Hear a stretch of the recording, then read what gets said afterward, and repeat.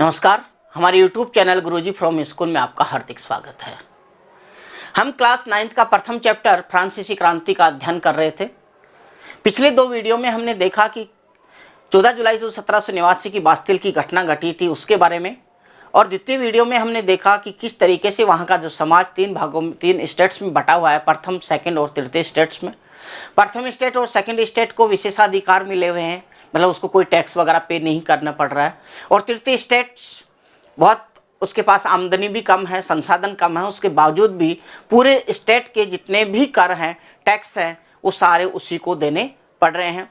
यदि कोई व्यक्ति अपनी आमदनी का लगभग 80% टैक्सों में चुका दे और 20% में उसको अपने परिवार का पालन पोषण करना पड़े, तो नेचुरल है उस परिवार के सामने जीने का संकट जरूर आने वाला है। तो आज इस वीडियो के अंदर फ्रांसीसी क्रांति पार्ट 3 के अंदर हम आज यही अध्ययन करेंगे कि फ्रांस के जो लोग थे, तृतीय स्टेट के जो लोग हैं वहाँ पे, तो उनको जीवन में क्या क्या संघर्ष करना पड़ रहा है, जीने के लिए क्या संघर्ष करना पड़ रहा है। आइए इस वीडियो में देखते हैं।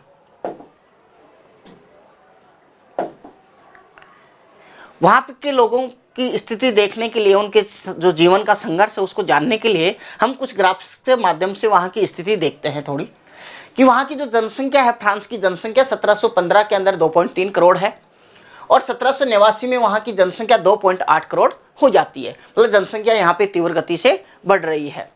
अब जब जनसंख्या बढ़ रही है, यदि अनाज भी उसी गति से बढ़ जाए तब तो कोई स्थिति नहीं बुरी हो, लेकिन यहाँ पे देखते हैं कि अनाज का जो उत्पादन है 1715 में इतना है और 1789 में इतना, लगभग मतलब इसमें वृद्धि तो हो रही है, लेकिन इसकी तुलना में यहाँ पे एरो के माध्यम से मैंने यहाँ पे बताने का, ग्राफिक्स के माध्यम से बताने का प्रयास किया है आपको कि यहाँ पे वृद्धि कम है, यहाँ पे वृद्धि अधिक है। जब जनसंख्या अधिक तेज गति से बढ़ गई या वृद्धि अधिक हो गई, अनाज उत्पादन में वृद्धि कम हुई, तो क्या हुआ, अनाज की डिमांड अधिक हो गई और सप्लाई कम। जब सप्लाई कम हो जाए और डिमांड अधिक हो जाए तो क्या होगा, खाद्य पदार्थों की कीमतें बढ़ जाएंगी। तो खाद्य पदार्थों की जो कीमतें 1715 से और 1789 के बीच अपन देखें तो जो वृद्धि हो रही है बहुत अधिक हो रही है। इसके आगे अपन बात करें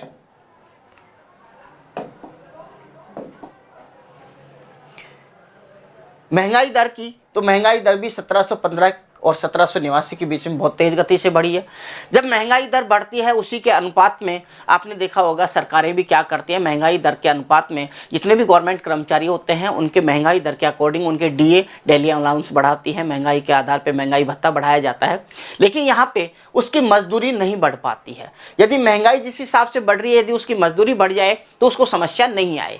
लेकिन होता क्या है, यहाँ पे व्यक्ति जो मजदूरी करता है, आपको पता है जितने भी संसाधन हैं सारे प्रथम स्टेट और सेकंड स्टेट वालों के पास में हैं, या फिर कुछ संसाधन हैं तो यहाँ पे ही जो तृतीय स्टेट के अंदर जो अमीर लोग हैं, व्यापारी, उनके पास है।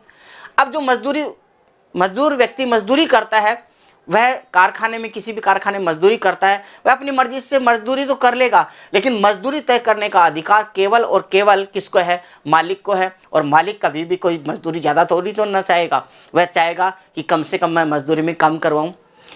तो इस तरीके से उसकी मजदूरी का जो अनुपात है महंगाई दर के अनुपात में नहीं बढ़ा। 1715 की तुलना में 1789 तक उसकी मजदूरी बढ़ती है, लेकिन बहुत कम बढ़ती है। और जब मजदूरी कम बढ़ती है, महंगाई दर बढ़ती है, अधिक बढ़ जाती है, तो क्या होता है, उसके पास सामने जीवन जीने का संघर्ष उत्पन्न हो जाता है। वह अपनी रोजी रोटी भी नहीं खरीद पाता है। क्यों? जो आमदनी है उसमें से भी 80% तो टैक्स में चली जाती है, 20% में कैसे अपने परिवार का पालन पोषण करे। तो उसके सामने क्या आ जाता है, रोजी रोटी का संकट। और जब रोजी रोटी का संकट आ जाता है, इसका मतलब उसके जीवन का संकट उत्पन्न हो जाता है। कल मैंने पिछले वीडियो में डेफिनेशन में बताया था कि जीविका संकट क्या है। जब व्यक्ति के सामने अपनी आवश्यक वस्तुओं का, मतलब आवश्यक जो वस्तुएं हैं वह भी प्राप्त नहीं हो, तो वही क्या कहलाता है, जीविका संकट। तो ये इस तरीके से फ्रांस के जो व्यक्ति हैं, तृतीय स्टेट के लोग हैं, जो किसान लोग हैं, उनका ये जीवन इतना खतरों से भरा हुआ है, ऐसी स्थिति उसके सामने है। अब इसी के अंदर, इसी चैप्टर के अंदर आपको 1.2 करके जीविका संकट क्यों उत्पन्न होता है उसके बारे में एक क्रियाविधि दी हुई है, उसको मैं इस वीडियो में ही आपको बता देता हूँ। जीविका संकट कैसे उत्पन्न होता है, कि जीविका संकट उत्पन्न होने किस तरीके से होता है उसके बारे में देख लीजिए। खराब फसल, ये पहले बॉक्स में इस तरीके से लिखा हुआ है, आपकी बुक में भी आप देख लीजिए, और यहाँ पे मैं आपको पूरा समझा देता हूँ इसको। यदि फसल उत्पादन कर रहा है किसान और उसकी फसल खराब हो जाए, अब खराब होने के कई कारण हो सकते हैं कि जैसे बहुत अधिक बारिश हो जाना, या बारिश का बिल्कुल नहीं होना मतलब अनावृष्टि हो जाना, या ओले पड़ जाना। तो इन सब कारणों से यदि उसकी फसल खराब हो जाए और फसल खराब हो जाएगी तो क्या होगा, अन्न का अभाव हो जाएगा, और जब अन्न का अभाव हो जाएगा तो क्या होगी, महंगाई बढ़ेगी। और जब तो खाद्यान्न पदार्थों की यहाँ पे बढ़ती कीमतें मतलब खाद्य पदार्थों की कीमत बढ़ जाएगी। जब खाद्य पदार्थ महंगे हो जाएंगे तो क्या गरीब आदमी उसको खरीद पाएगा, नहीं। तो इसीलिए यहाँ पे कि अब गरीब गुरबा पाव रोटी नहीं खरीद पाएंगे, तो अब गरीब व्यक्ति रोटी नहीं खरीद पाएगा। क्या होगा, उसके सामने दो स्थितियां होंगी। कौन सी, या तो व्यक्ति को जब खाने को नहीं प्राप्त होगा तो उसका शरीर क्या हो जाएगा, कमजोर, या फिर क्या होगा, यदि थोड़ा सा बलवान है तो किसी दूसरे व्यक्ति से लड़के झगड़ के छीनने का प्रयास करेगा। तो नेचुरल है, लेकिन लड़ाई झगड़े होंगे या जब दंगे होंगे तो एक की तो मृत्यु तय है और एक जो ताकतवर होगा वो छीन के खा लेगा। तो यहाँ पे यदि खाद्य दंगे उत्पन्न होंगे और खाद्य दंगे होंगे तो भी क्या होगी, मृतकों की संख्या में वृद्धि होगी। और यदि व्यक्ति का शरीर कमजोर हो गया तो उसको क्या जकड़ लेंगी, महामारियां, और जब महामारियां फैलेंगी तब भी क्या होगा, मृतकों की संख्या में वृद्धि होगी। इस तरीके से ये आपकी क्रियाविधि दी हुई है इस बुक के अंदर। आप इसको यहाँ पे मैंने आपको समझाने का प्रयास किया है, शायद समझ में आ गया होगा।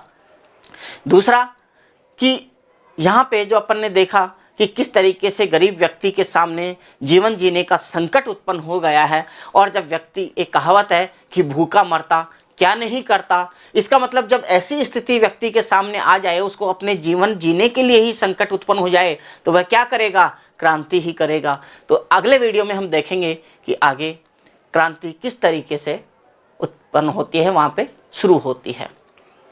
धन्यवाद।